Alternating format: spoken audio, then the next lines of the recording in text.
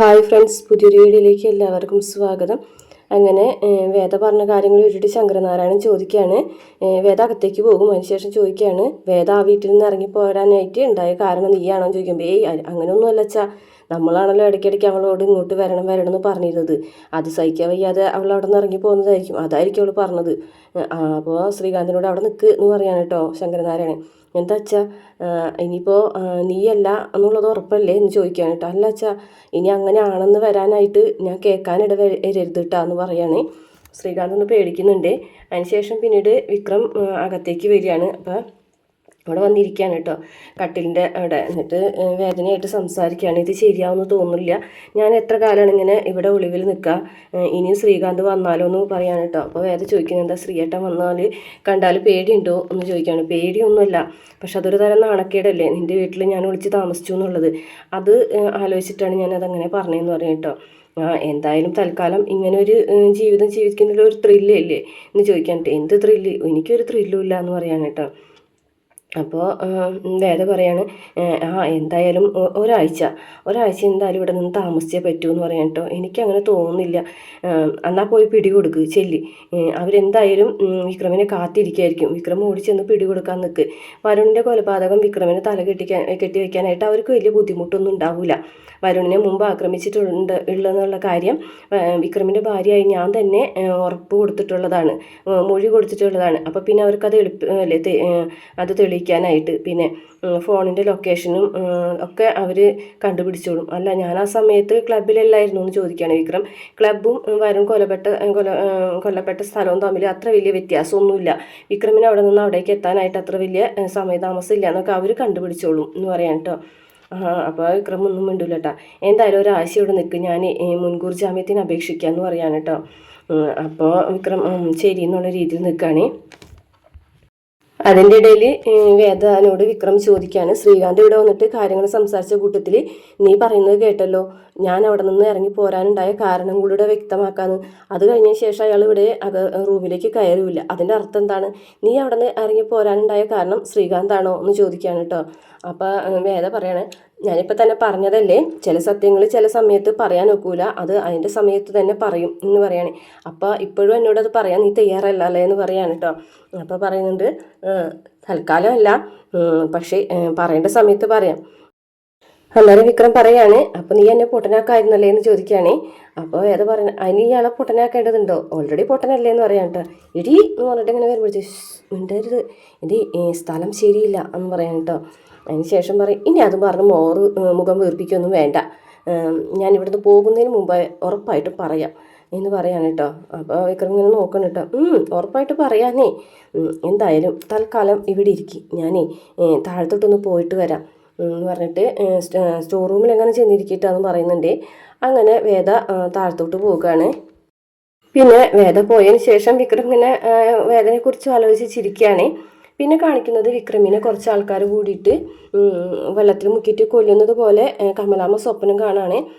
അന്നേരം കമലാമ്മ പെട്ടെന്ന് തന്നെ ഞെട്ടി എഴുന്നേൽക്കുമ്പോൾ വിക്രം എന്ന് വിളിച്ചിട്ടാണ് ഞെട്ടി എഴുന്നേൽക്കുന്നത്. പക്ഷെ അതേ സ്പീഡിൽ തന്നെ കട്ടിലേക്ക് വീഴുകയും ചെയ്തു കേട്ടോ. പിന്നെ ഫിക്സാണ് വന്നത്. കമലാമ്മ ഇങ്ങനെ കിടന്ന് അങ്ങനെ കിടന്നിട്ട് വിറയ്ക്കാണ് കേട്ടോ. അപ്പോഴേക്കും വായിന്നൊക്കെ ഇങ്ങനെ പദം വന്നു തുടങ്ങി. മാഷ ആകെ പേടിച്ച് നിലവിളിച്ച്, വിശ്വം വിനായക എന്ന് പറഞ്ഞ് ഓടി വായോ എന്ന് പറഞ്ഞിട്ട് ഉറക്കനെ നിലവിളിക്കുകയാണ്. അപ്പോഴേക്കും വിശ്വനും വിനായകനൊക്കെ വരികയാണ്. അപ്പോൾ കമലാമ്മ ഇങ്ങനെ കിടന്ന് വിറയ്ക്കണമ്പോൾ എല്ലാവർക്കും പേടിയാവാണ് കേട്ടോ. വേഗം തന്നെ എല്ലാവരും വന്നിട്ട് വിളിക്കുന്നുണ്ടെങ്കിൽ കേൾക്കുന്നില്ല. വിശ്വ വേഗം പോയിട്ടൊരു കാർ വിളിച്ചിട്ടുണ്ടാടാന്ന് പറയുമ്പോഴേക്കും വിശ്വൻ ഓടിപ്പോവുകയാണ്. അങ്ങനെ എല്ലാവരും കൂടിയിട്ട് കമലാമ്മനെ ഹോസ്പിറ്റലിലേക്ക് എത്തിക്കുകയാണ്. ആ സമയമായപ്പോഴേക്കും കമലാമ്മയുടെ ബോധമൊക്കെ പോയിട്ടുണ്ടായിരുന്നു. അങ്ങനെ ഹോസ്പിറ്റലിലേക്ക് എത്തിച്ച് ഐസിയിൽ കയറ്റിയതിന് ശേഷം നമ്മുടെ മാഷ ആകെ ടെൻഷൻ അടിച്ചിരിക്കുകയാണ്. അപ്പോൾ വിശ്വം പറയുന്നുണ്ട്, അച്ഛൻ ഇങ്ങനെ വിഷമിക്കല്ലേ എന്ന് പറയുന്നുണ്ട്. അമ്മയ്ക്ക് മുമ്പ് ഇങ്ങനെ വന്നിട്ടുണ്ടോ ചോദിക്കുമ്പോൾ പണ്ടെങ്ങോ ചെറുതിലേ വന്നിട്ടുണ്ടെന്ന് പറയുന്നത് കേട്ടിട്ടുണ്ട്, പക്ഷേ എൻ്റെ കൂടെ ജീവിക്കാൻ തുടങ്ങിയ ശേഷം ആദ്യമായിട്ടാണെന്ന് പറയട്ടോ. അപ്പോഴേക്കും ഡോക്ടർ വരികയാണ്. അപ്പോൾ അമിതമായിട്ടുള്ള സ്ട്രെസ് മൂലമോ അല്ലെങ്കിൽ കഴിക്കുന്ന മരുന്നിൽ നിർത്തിയത് കൊണ്ടോ ഒക്കെ ആവാനുള്ള ചാൻസ് ഉണ്ട് എന്ന് പറയാണ് കേട്ടോ.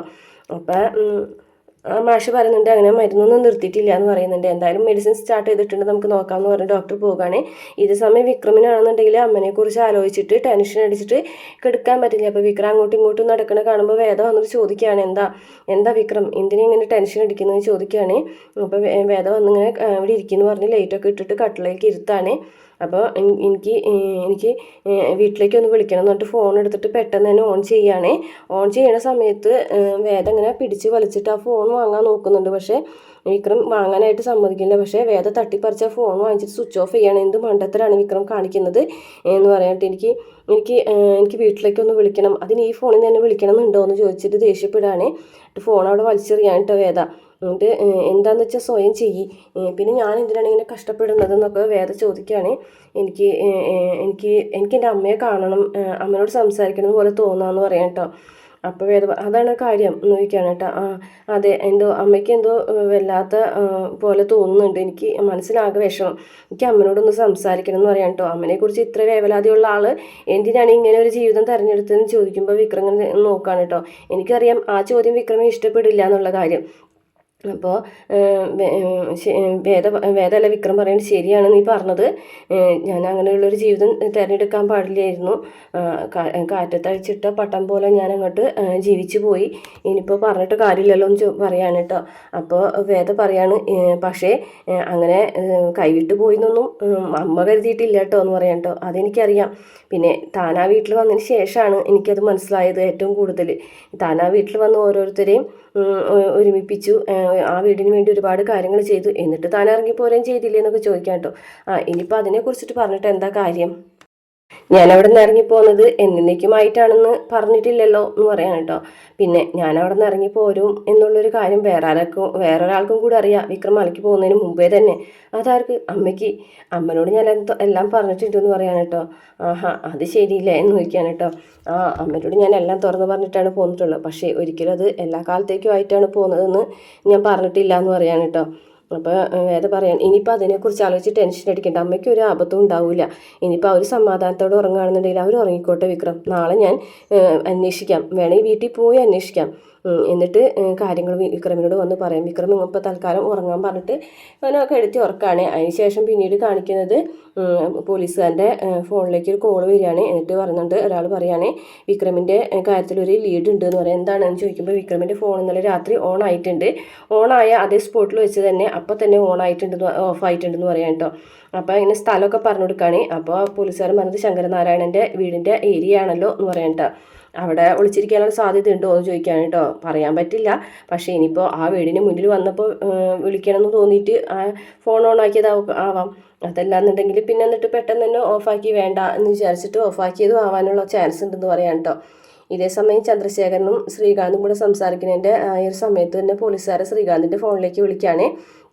എന്നിട്ട് ശ്രീകാന്തിനോട് പറയുന്നുണ്ട്, വിക്രമിൻ്റെ കാര്യത്തിൽ ഒരു ലീഡുണ്ട്, ഇങ്ങനെ ഒരു സംഭവം ഉണ്ട് എന്ന് പറഞ്ഞിട്ട് ഇങ്ങനെ കാര്യങ്ങളൊക്കെ വിശദമായിട്ട് തന്നെ പറഞ്ഞു കൊടുക്കാൻ കേട്ടോ. അപ്പോൾ ശ്രീകാന്ത് ചോദിക്കും, താൻ എന്താടോ പറയുന്നത്, എൻ്റെ വീട്ടിൽ വിക്രം ഒളിച്ച് താമസിക്കുന്നുണ്ടെന്നാണോ?